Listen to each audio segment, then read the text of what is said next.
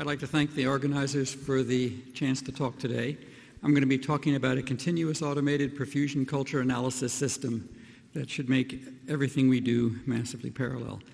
I have a complicated disclosure slide. This is the various sources of funding for my group currently. This is my earlier support. As to conflicts of interest, the most notable is that the CN Bio Innovations has licensed the multi-well microformulator that I will talk about today. And the views I'm expressing are mine, not those of any of the funding agencies or licensees. Over the past dozen years that I've been in the organ on a chip business, I've worked with a whole lot of people. I'm deeply indebted to everything they've taught me. This is a complicated, very, very dense abstract that contains the entire talk. And so what I'm going to do is I'm going to read you the abstract one sentence at a time throughout the talk because it was designed to pack as much stuff as I could. In green are the questions that I think the community should be asking itself. Whereas in this case, are the known MPS challenges being addressed? So in 2013, I published an article on organ chip challenges, and you can read faster than I can talk, so I'll read this to you. Barry Pallotta, the person who created the DARPA CHIPS program, he says, "John, I appreciate you pointing out all the challenges. I'd like to see some solutions." And my response was, "Barry, I know there are solutions to these. Give me some money and I'll show them to you." The key thing is when you look at we've checked off a number that are pretty well under control or at least understood. The green boxes are areas that are of continuing interest. In 2017, Dave Watson, then at Lilly, Rosemary Hunsiger, then at NIH, and basically the early proponent for organs on a chip at NIH, and I wrote a cover article for a special issue on organ chips and pointed out that there were a number of challenges largely tied to cells and tissues and hardware. And so again, cell sourcing, balancing the flows between different organs, things that you will recognize today are still problems even after 2017. This is my current list of challenges for organs on chip. The ones that I'm going to talk about today are basically low-cost disposable pumps and valves, control rather than observe MPS models, and how do you operate, most importantly, 1,000 independent parallel models at one time. So the first sentence of the abstract basically says, as we all know, the application of MPS is limited by logistical and economic difficulties. If you look at the main areas of application of MPS, and this is the order that Dave Watson, Rosemary Hunsiger, and I ranked, the top was physiology, disease biology, and pharmacology, followed by ADME, PK, clinical pharmacology, and we put toxicology as the lowest of the three top priorities for the field. And we can discuss that more if you are interested, but the bottom line is that physiology, disease biology, and pharmacology was the top ranked thing. Everyone has seen this slide that shows the slow contraction in the number of compounds in the drug development pipeline. The graph that I like even better is from a paper that Uwe Marx was the first author on, that basically shows numbers. It shows hundreds of animals at the beginning, tens of thousands of cellular assays. It looks at the costs. The costs skyrocket when you go into clinical trials, and you see in the bottom going from laboratory animal studies to in vitro testing to clinical, back to different animal studies to clinical trials. And the question then, where do organ chips fit into this process? And I think it's fully recognized that presently, because of the complexity and challenges of running organ chips, they are late in preclinical and effectively have the same level of complexity and cost as an animal study. But what they're allowing you to do is bring human cells into the process earlier than you might if you had to wait for the clinical trials. The other thing is that if you have a clinical trial and you find something is going wrong, then you go back with your organ on a chip. So that's the current view. If you want to move organ chips, microphysiological systems, whether that's organ chips or definitely I'm including organoids in this entire description of microphysiological systems, you're going to have to increase throughput. So walking through the posters this morning, I noticed that people are calling an assay high throughput because it has 6 wells on a plate. Some of them might have 12. Mimitas has done a stunning job with getting 96 assays on a plate.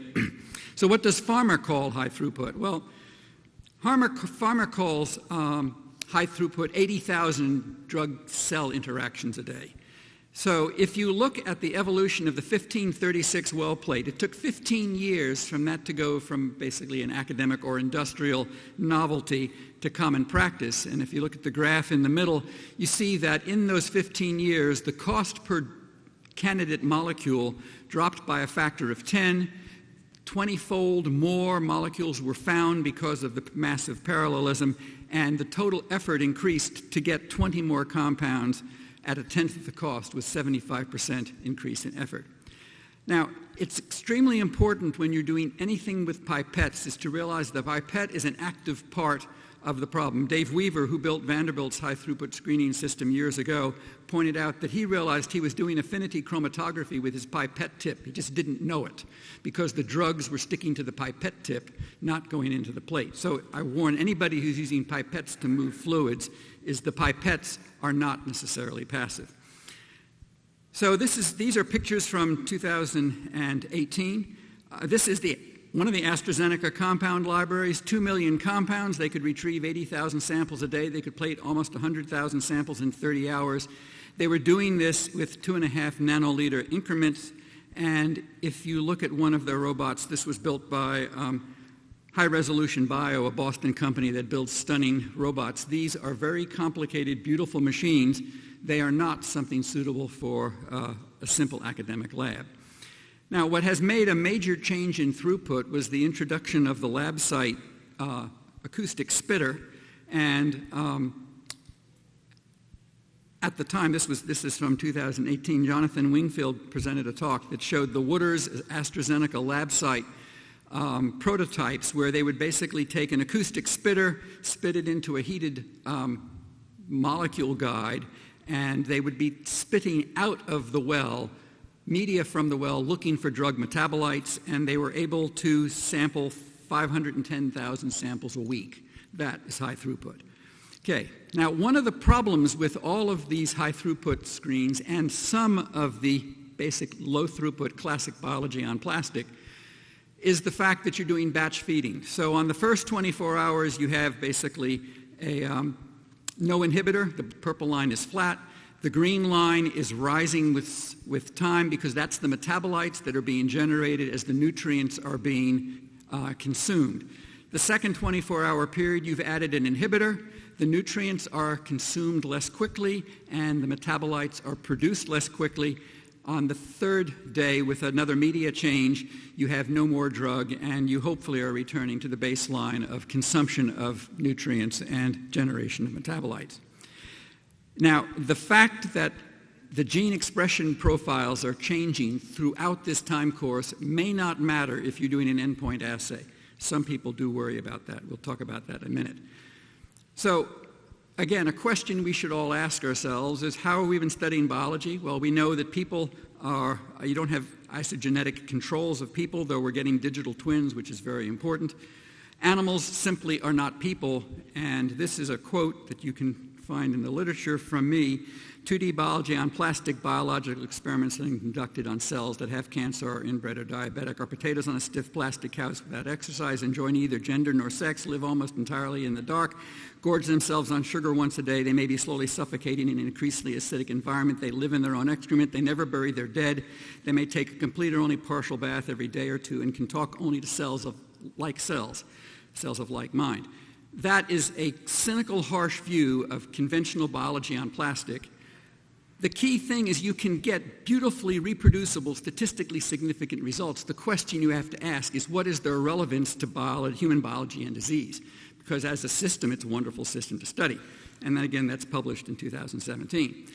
Going back to the abstract, where I think we're heading toward the third sentence, it basically says that microphysiological assays require perfused mixed cell populations cultured for long periods of time in physiologically relevant microenvironments. The 25th of last month was the 20th anniversary of the filing of Mike Schuler's body on a chip patent. So happy birthday, body on a chip. And that looks wonderfully familiar compared to the stuff that Hesperos and tissues are showing, bodies on chip. Now, this whole conference is about organ chips. There are lots and lots of organ chips and lots of different chips. There's room to grow. We have 200 organs. Everybody has their favorite organ. I've been focusing on systems, Homo chipiens, the nanohuman, and Homo minutus, the microhuman. And basically we have a human and the homunculi, or the millihuman, the microhuman, and the nanohuman. Now, a project that worked out extraordinarily well was a collaboration funded by NCATS between Vanderbilt, Hopkins, Baylor, Pittsburgh, Washington, where we took a neurovascular unit from Vanderbilt, the Lance Taylor and company's liver, the Washington kidney, and Baylor and Hopkins, Baylor and Hopkins gut, in the intestine, yeah, and our hardware, and looked at a carefully designed study. Larry Vernetti was the first author on this study that looked at the fate of compounds that injected in the gut. This was functional coupling. Rather than connect these together, we FedExed the media from one lab to the other. It worked out extraordinarily well. And this experiment made what I think, correct me if I'm wrong, the first prediction made with a microphysiological system that was subsequently confirmed with an in vivo experiment in humans. We predicted that trimethylene oxide, a liver metabolite of trimethylamine, a metabolite by gut bacteria of carnitine and choline, crossed the blood-brain barrier. And shortly later in that year, in 2017, an Italian group did 52 spinal cord taps and found that our prediction was valid. So now, question we should all ask, and I think many people are, is how are microphysiological systems, organ chips and organoids, being perfused?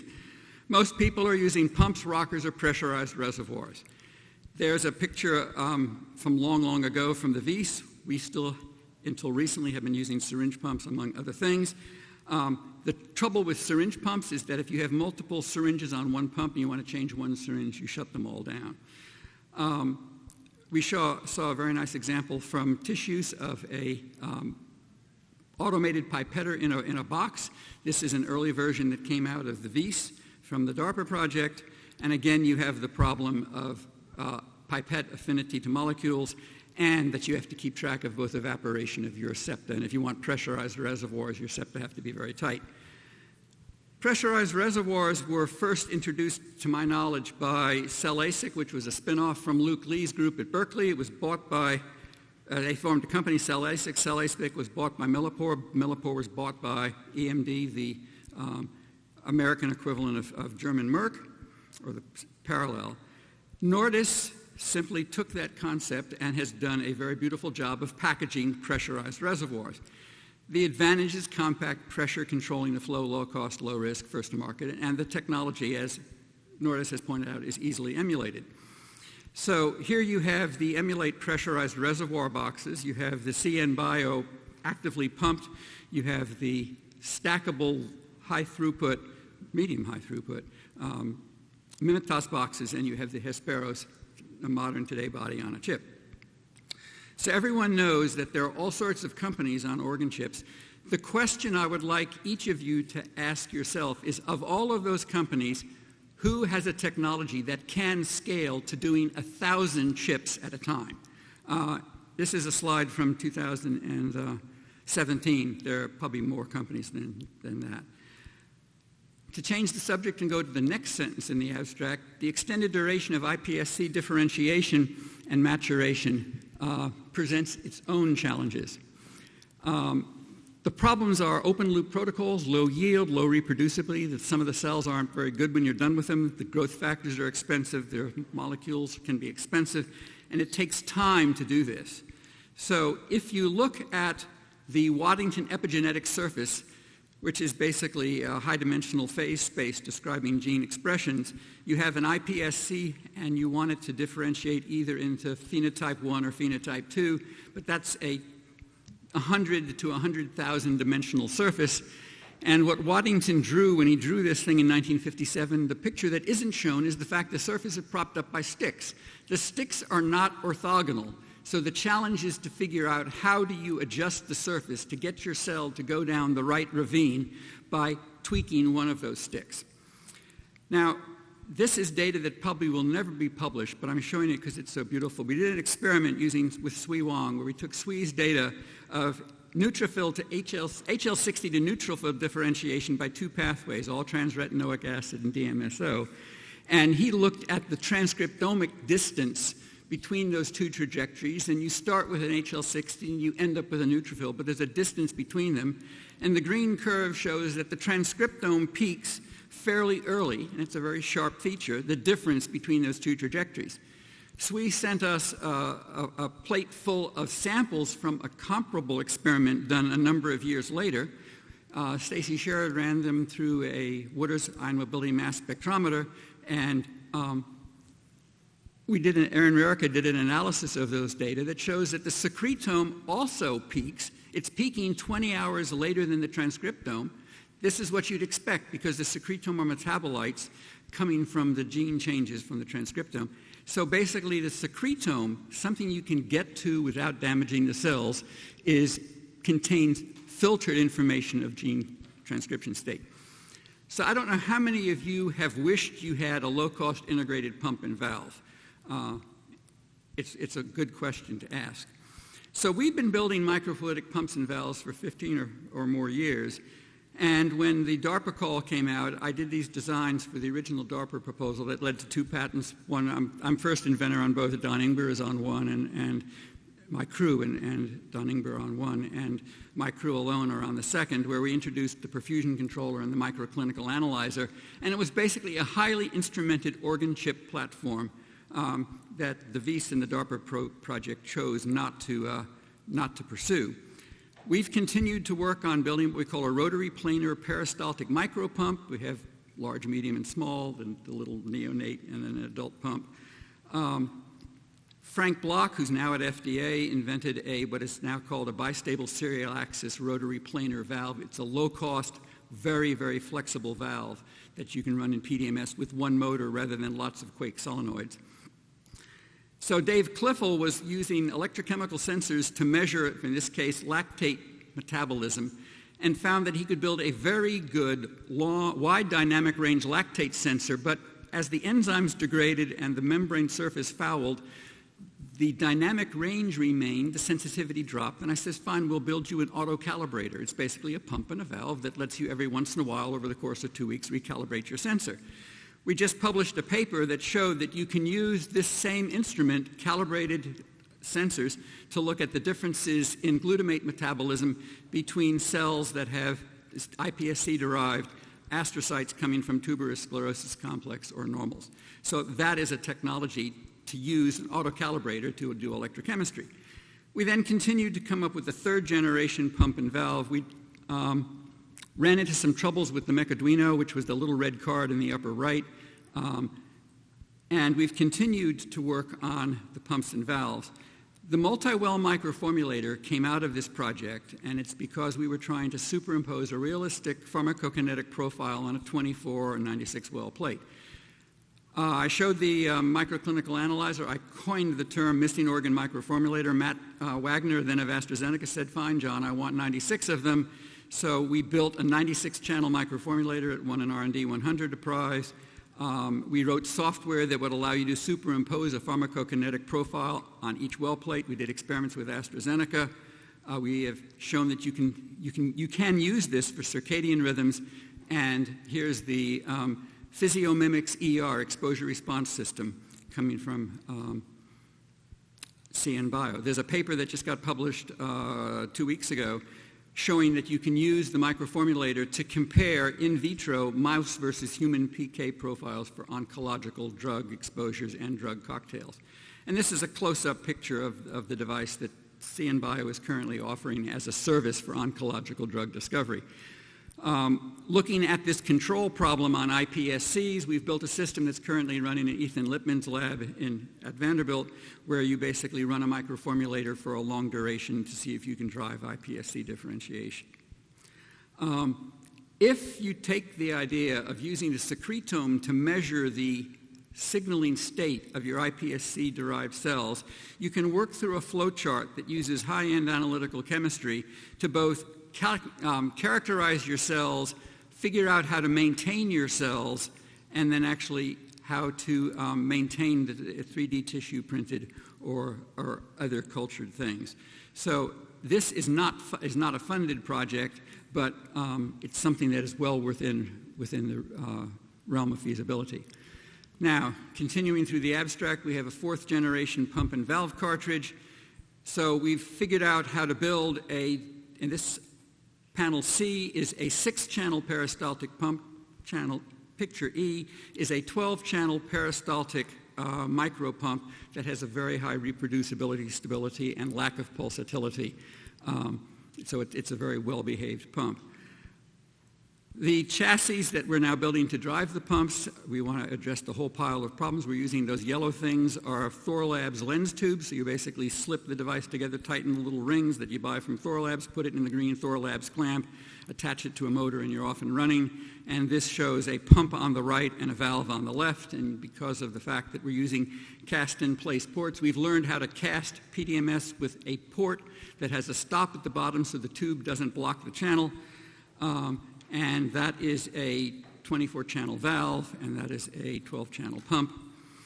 And these are the devices Dave Schaefer is building. And if you've never seen it, the thing on the left, that green thing is a bug in G-code. So using the G-code to drive the CNCs to make the molds.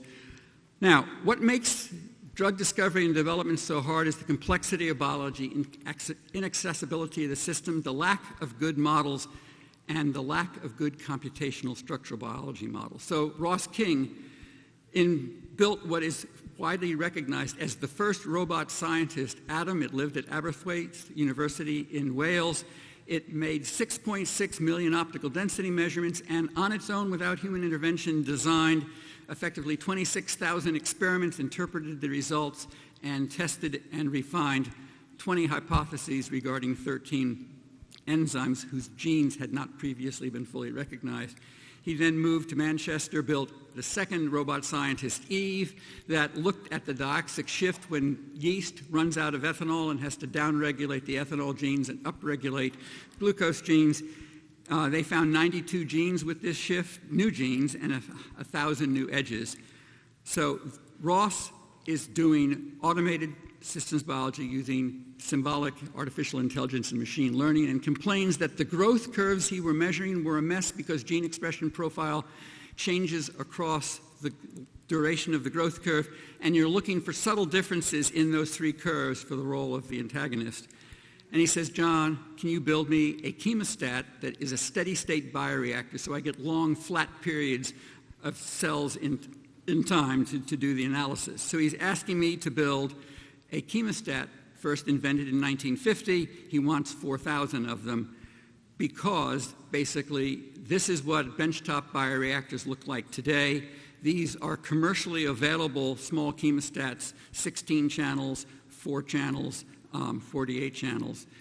Then you go large, 15 milliliters, you can get 24 or 48 channels. If you go 250 milliliters, you might get 24 channels for $1 million. And you're ultimately trying to figure out how to feed a 5,000-liter bioreactor to generate a vaccine where the food for the reactor might cost a couple $1 million.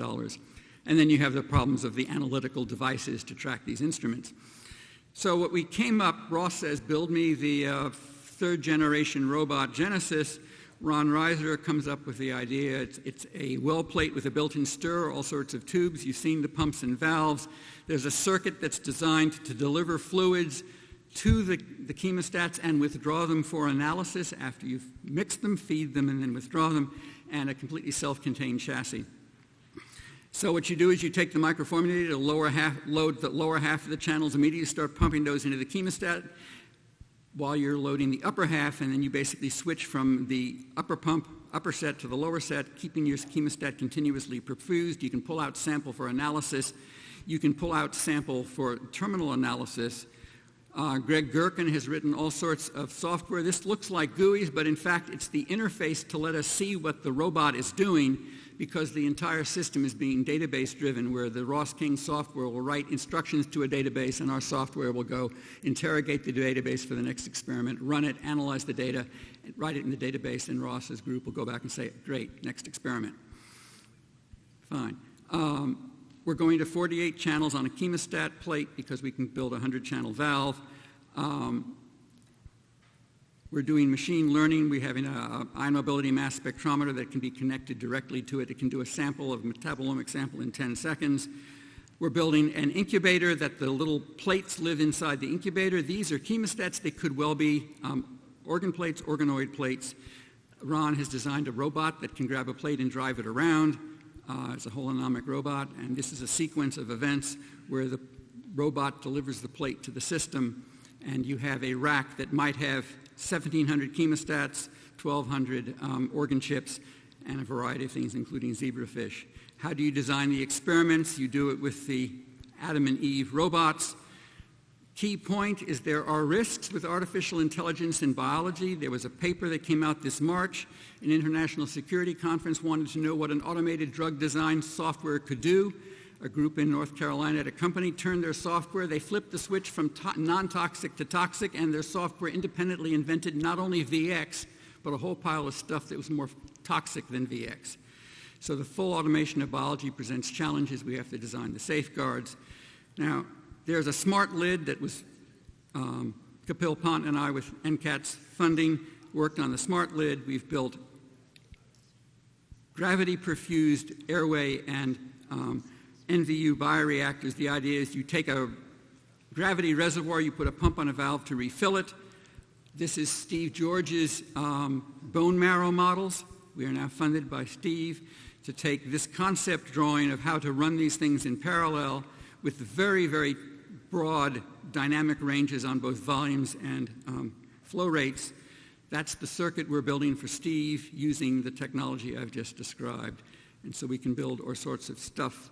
So this is basically the decade of progress that we have had in pumps and valves going to the CN biomicroformulator to our CAPCAS systems of the future.